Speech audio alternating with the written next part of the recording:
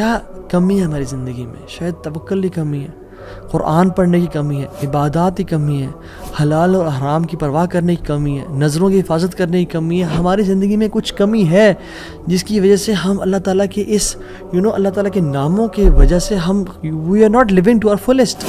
ایک شخص اس کو 1000 دینار چاہیے تھے. وہ ایک شخص کے پاس گیا اپنے جاننے والے کے پاس اور کہا کہ مجھے 1000 دینار چاہیے. تو اس نے کہا کہ ٹھیک ہے میں تجھے دے دوں گا، بس تو ضامن ایک لے آ جو اسے ضمانت دے اور گواہ لے آ، میں تمہیں دے دوں گا، مجھے پرابلم نہیں ہے. وہ شخص مسکین تھا، کوئی اس کے جاننے والا نہیں تھا، لیکن اللہ والا تھا وہ. اس نے کہا دیکھ میری بات سن، میرا ضامن بھی اللہ ہے اور میرا گواہ بھی اللہ ہے. میں اللہ کو گواہ بنا کے کہہ رہا ہوں کہ میں تمہیں واپس کروں گا. اس کو اس بندے کی تقوی پہ یقین آیا اور اس نے کہا کہ چلو میں دے دیتا ہوں، یہ اللہ کو گواہ بنا رہا ہے، اتنا بڑا جھوٹا تو نہیں ہوگا. اس نے دے دیا. اس نے کہا میں تجھے اللہ کے اس نام پہ تجھ پہ میں ٹرسٹ کرتا ہوں. یہ شخص پیسے لے کے اس نے کاروبار کرنا تھا، یہ چلا گیا. یہ جب کشتی پہ بیٹھا، سوار ہوا، دوسری طرف اترا، اپنا کام شام کیا، واپس آیا. جو دن اور جو مقرر وقت آیا ہوا تھا، جب وہ کشتی پہ آیا واپس، ایک سمندر کے پار یہ شخص تھا، تو جو لاسٹ کشتی تھی وہ نکل گئی. یہ سر پکڑ کے بیٹھ گیا کہ میں نے تو آج وعدہ کیا تھا اور اللہ کو ضمانت دار بنایا تھا اور گواہ بنایا تھا. اب اگر میں آج اس تک مال نہیں پہنچاتا تو وہ کیا سوچے گا میرے بارے میں، اور اس کا تو ٹرسٹ اٹھ جائے گا، یعنی کہ میں نے اللہ کے نام پہ جھوٹ بولا اسے. تو آخری کشتی چلی گئی تھی. اس کے بعد تو کشتی نے اس دن جانا نہیں تھا. تو اس نے کیا کیا کہ یا اللہ میں نے تجھے ضمانت دار بنایا ہے اور تجھے میں نے گواہ بنایا ہے، تو تیرا کام ہے اس مال کو پہنچانا. اس نے ایک ووڈ لاگ لیا، اس میں سوراخ کیا، اس میں 1000 دینار. سبحان اللہ، 1 دینار از اے گولڈ کوائن. اور آپ ایک گولڈ کوائن کی آج آپ ورتھ لگا لیں، ان لیکس، ان ملینز. اس نے کیا کیا، اس کو اس ووڈ لاگ میں ڈالا، پرچی لکھی اور اس میں ڈال کے نا بسم اللہ پڑھ کے آگے بہا دیا. کیسا قادر ہے، کیسا قدیر ہے.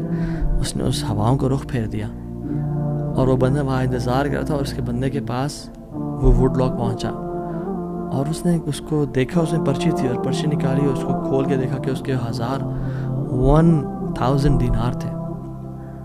وہ بڑا حیران ہوا کہ یہ مجھ تک کیسے پہنچے.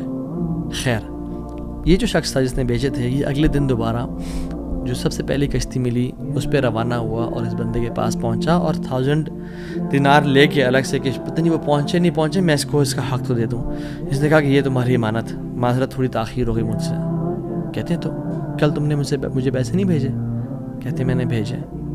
پھر اس نے کہا جس رب پہ تو نے توکل کیا ہے نا، جس رب کو تو نے ضمانت دار بنایا تھا، اس رب نے تیرا مال مجھ تک پہنچا دیا، مجھے اس مال کی ضرورت نہیں ہے. اللہ تعالیٰ کے نام جو مسلمان جانتا ہو کہ میرا رب میں یہ کوالٹیز ہیں، اور یہ تو صرف 3 ہیں اور ہزاروں ہیں اس کے علاوہ، وہ کیسے بات پریشان ہو سکتا ہے؟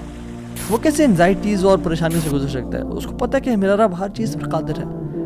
قل هو القادر على ان يبعث عليكم عذابا من فوقكم، وہ قادر ہے کہ اس بات پہ کہ تم پہ عذاب لے آئے.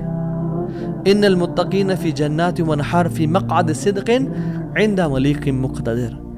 عند ملیک مقتدر، وہ مقتدر بھی ہے، وہ ہر چیز پر قادر ہے.